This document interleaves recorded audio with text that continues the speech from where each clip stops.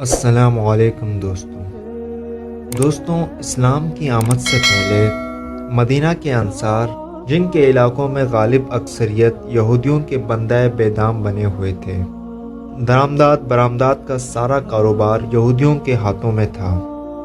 مدینہ میں ان کی بڑی بڑی آڑھتیں تھیں۔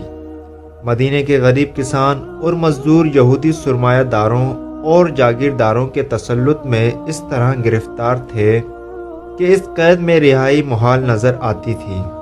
سودی کاروبار الگ غریبوں کا خون چوس رہا تھا۔ اوس اور خزرج مدینہ کے دو بڑے بڑے قبائل تھے۔ ان کی اکثریت بت پرست تھی۔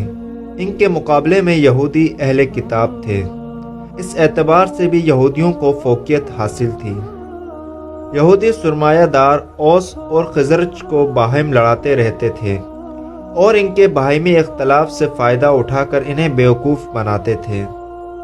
اسی وقت غار حرا سے خورشید ہدایت طلوع ہوا اور جزیرہ عرب کو اپنی ضیاء پاش کرنوں سے منور کرنے لگا۔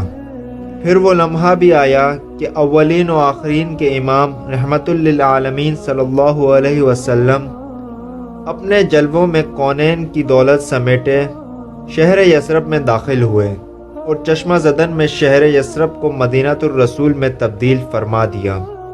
اگر سرکار صلی اللہ علیہ وسلم کے داخلے کے وقت بچیوں نے چھت پر چڑھ کر طلوع البدر علینا کا نغمہ الاپا تھا تو یہ غلط نہیں تھا۔ سچ مچ مدینے میں چاند طلوع ہوا تھا، ایسا چاند جس نے کوہ و دمن اور سہل و جبل سب کو بقائے نور بنا دیا۔ اسلام کا مدینے میں داخلہ یہودیوں کو ایک آنکھ نہ بھایا اور انہوں نے جلد ہی محسوس کر لیا کہ اب وہ زیادہ دنوں تک مدینے کی غریب آبادی کو بیوقوف نہ بنا سکیں گے۔ حضور انور صلی اللہ علیہ وسلم نے جو غریبوں کے والی و وارث تھے، انہوں نے اوس و خزرج کی صدیوں پرانی دشمنی کو مٹا کر انہیں بھائی بھائی بنا دیا۔ پھر مہاجرین اور انصار کے درمیان مواخات کرائی۔ وہی یثرب جو مدینۃ الرسول بننے سے پہلے نفرت و عداوت، جنگ و جدال اور استحصال و استبداد کا مرکز تھا، اب پیار و محبت، اخوت و مساوات اور شرافت و انسانیت کا قبلہ گاہ بن گیا۔ یہودیوں نے فوراً پینترا بدلا اور ان کی ایک جماعت نے اسلام قبول کر کے مسلمانوں کے روپ میں اسلام کے قلعے میں نقب زنی شروع کر دی۔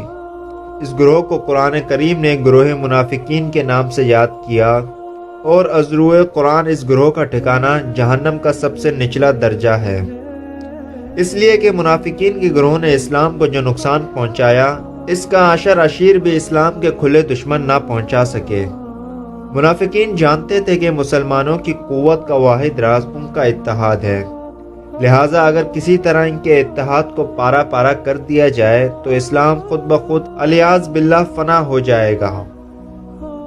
اپنے اس ناپاک مقصد کو حاصل کرنے کے لیے وہ کبھی اوس و خزرج کے پچھلے کینہ کو تازہ کرنا چاہتے تھے، کبھی مقامی اور غیر مقامی کا سوال اٹھا کر مہاجرین و انصار کو باہم ٹکرانے کی کوشش کرتے تھے، کبھی نسلی و علاقائی تعصبات کو ہوا دیتے، مگر خیر القرون کے صحابہ کرام رضوان اللہ علیہ اجمعین، جن کی تربیت نگاہ نبوت نے کی تھی، بھلا ان فریب کاریوں کے جال میں کب پھنسنے والے تھے۔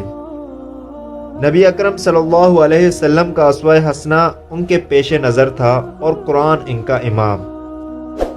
جس طرح آن حضرت صلی اللہ علیہ وسلم کے وصال سے لے کر آج تک اور آج سے لے کر قیامت تک کفار اور مشرکین کی جماعت رہے گی، اسی طرح منافقین بھی ہر دور میں رہے ہیں اور ہر دور میں رہیں گے۔